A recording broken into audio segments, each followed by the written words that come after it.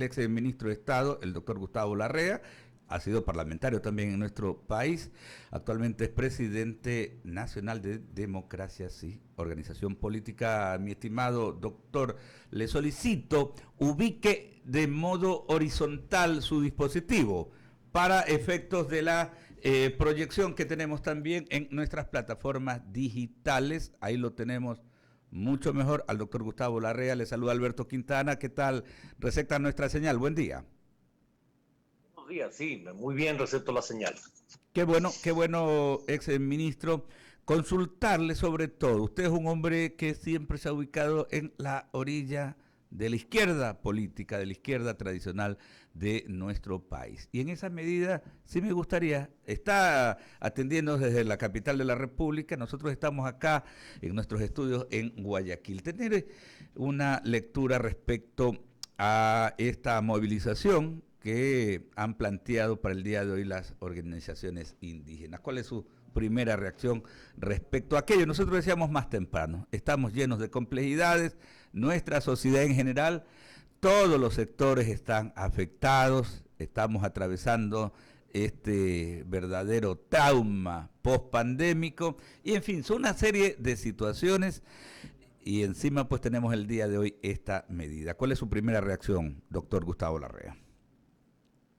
Muy buenos días. Mi primera reacción es incomprensible una movilización que bloquee carreteras, que use violencia. Una manifestación pacífica es absolutamente legítima. Lo que no es legítimo es una manifestación violenta. Esperemos que en el transcurso de las próximas horas esta manifestación no eleve el tono de violencia que ya en el transcurso de la mañana se ha evidenciado en algunas zonas del país con paralización de carreteras.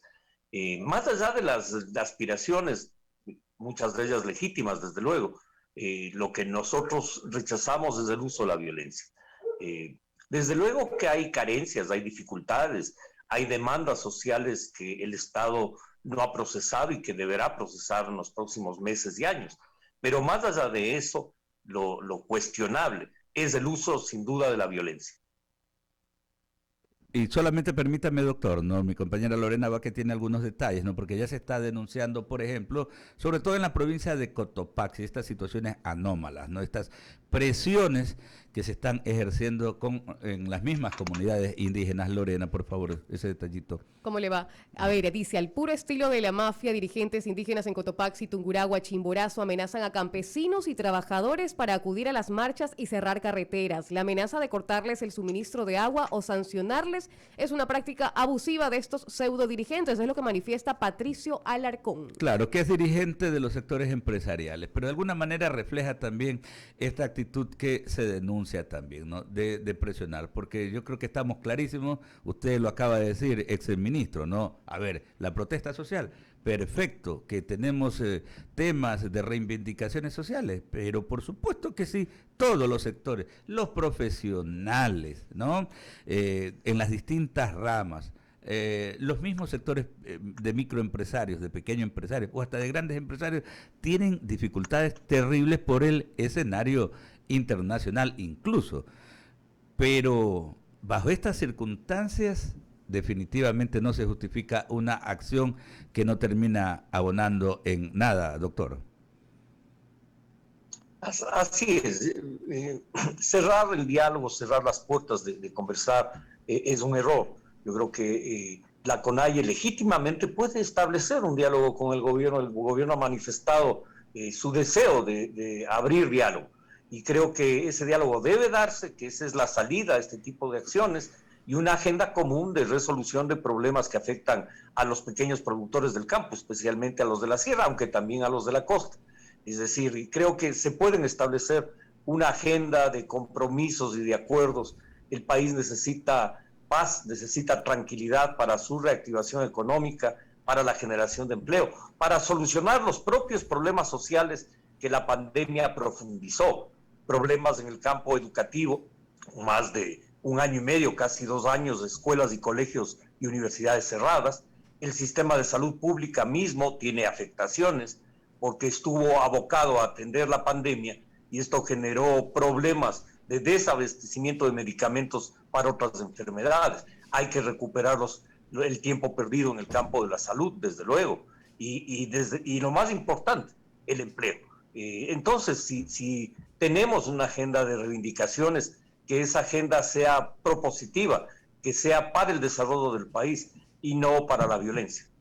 Correcto, correcto. Usted desde los años 70 del siglo anterior, pues ha acompañado muchísimas de esta protesta social, ¿no? Es conocido como un activista, por eso decía yo, lo ubicaba pues en el andarivel de la izquierda tradicional, que siempre ha estado reivindicando muchos de estas problemáticas, estas necesidades de nuestra sociedad, pero realmente estamos pues en un escenario bastante complejo.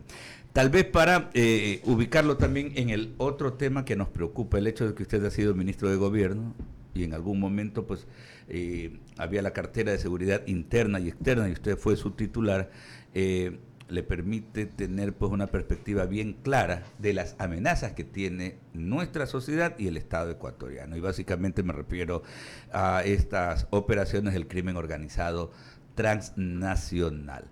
¿Cómo logra dimensionar el alcance que tiene todo esto en momentos en que encima tenemos esta jornada de movilización indígena? Bueno, yo creo que lo que estamos viviendo en el país, en el Ecuador, es la expresión de la lucha por el control de mercados de las mafias internacionales, de los grupos de crimen organizado, expresión del narcotráfico que disputan el mercado mundial de la droga. Y en esa disputa, el Ecuador, al ser un país de tránsito de droga, el Ecuador se ha convertido en un escenario de conflicto y de guerra entre las bandas.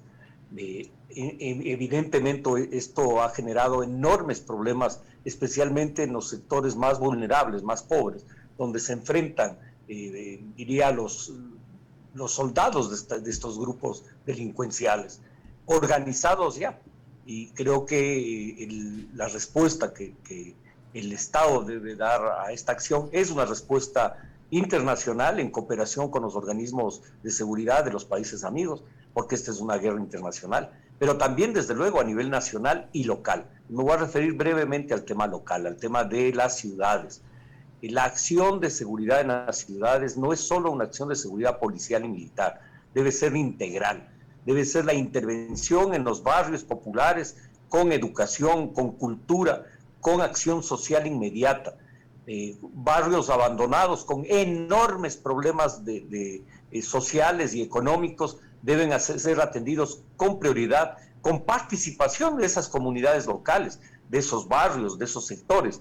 Esa es la única forma de sembrar paz en cada uno de los sectores sociales del país, de sembrar paz, desarrollo y progreso.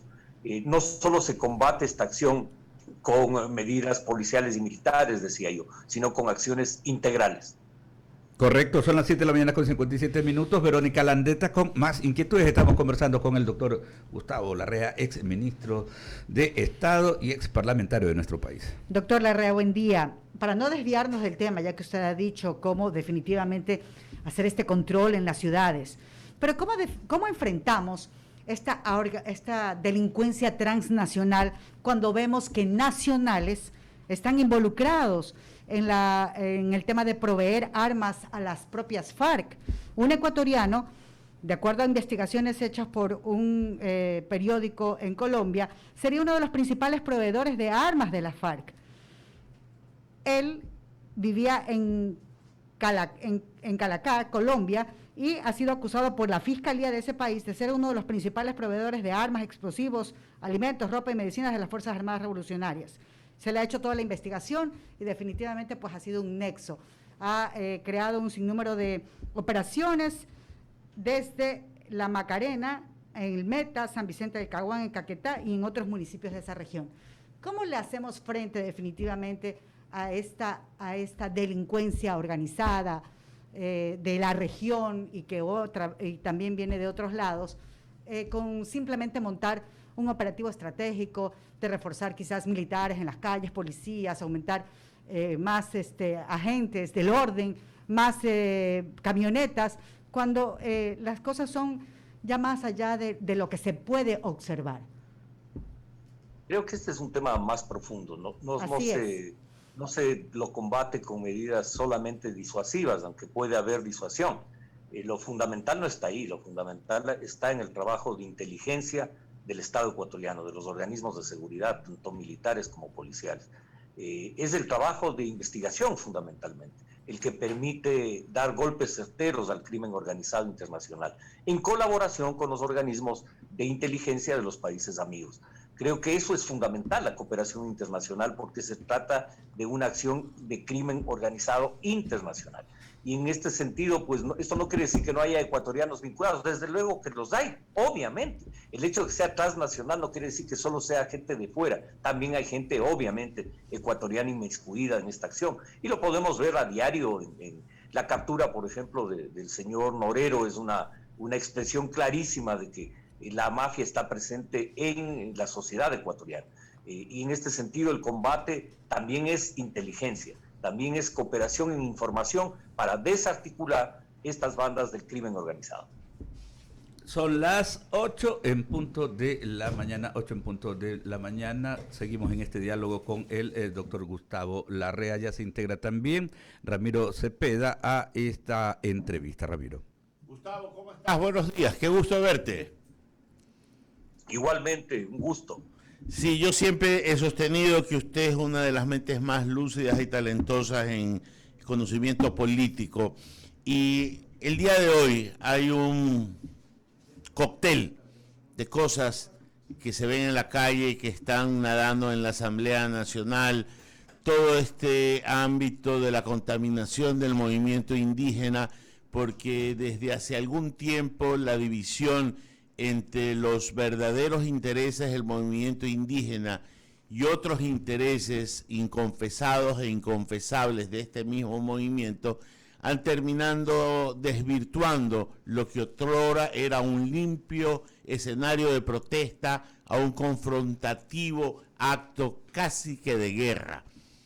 Tenemos esta descripción, que no sé si la compartes, en un escenario en que la fragilidad del gobierno nacional, por varios escenarios que unos son propios, otros exógenos y otros nacidos de las mismas instancias del Ejecutivo, por expresiones poco comedidas que lejos de tender puentes han dinamitado esos mismos puentes, resulta que hoy tenemos una realidad. ¿Qué puede pasar en estos días? ¿Qué avisoras tú? ¿Cómo pueden irse desenvolviendo los actos? ¿Qué es lo que hay que prevenir para que esto no desborde, Gustavo? Mira, Ramiro, creo que el diagnóstico que tú haces es bastante acertado, es decir, hay un deterioro, desde luego, de una lucha social legítima y de una protesta legítima y pacífica a una protesta vandálica. Y ahí hay una diferencia radical entre una y otra. En este sentido, creo que la toma de carreteras que hemos visto a la madrugada y las primeras horas de la mañana, la madrugada, desde las primeras horas de la mañana, diría, demuestra que hay una acción preparada, concertada, de paralizar el país. Y creo que el gobierno tiene la obligación de abrir puentes de diálogo urgentes, incluso con los mecanismos que ya en el pasado se han usado. Es decir, la intervención de Naciones Unidas, por ejemplo, y sus representantes en el Ecuador, buscar mecanismos de acercamiento y no de, diría yo, radicalizar el conflicto. Creo que hay una salida de orden política que es el diálogo, sin duda. Y creo que ahí ha habido un problema, digamos, que viene de atrás, que el gobierno, pese a llamarse el gobierno del encuentro, no tiende puentes de diálogo. Y esto es un error.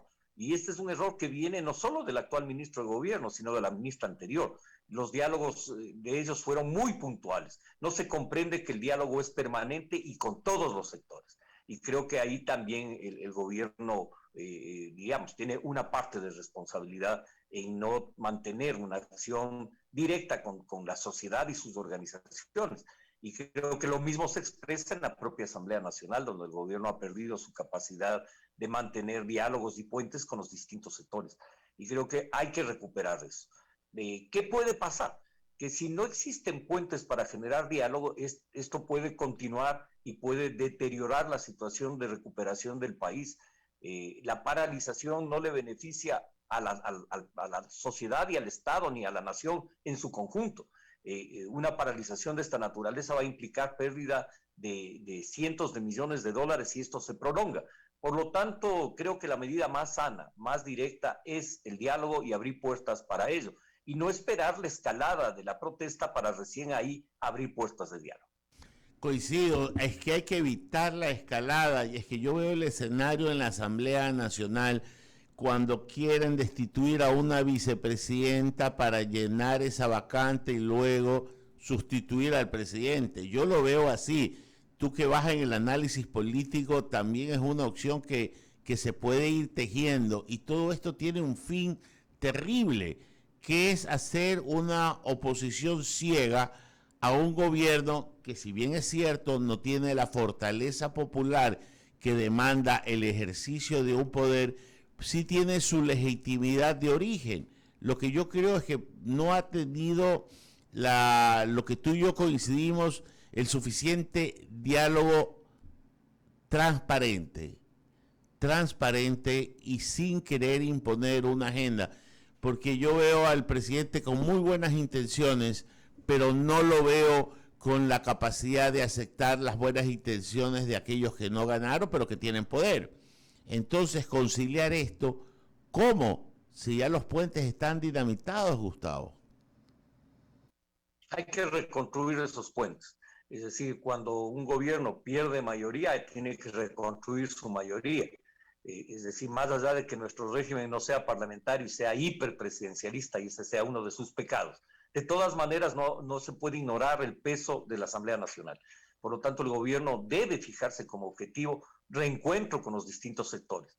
Si bien el gobierno ganó las elecciones, ganó con una plataforma política que llamó al encuentro, una plataforma política que integró en la segunda vuelta electoral demandas de importantes sectores sociales y fuerzas políticas de otra tendencia, de la tendencia de centro izquierda.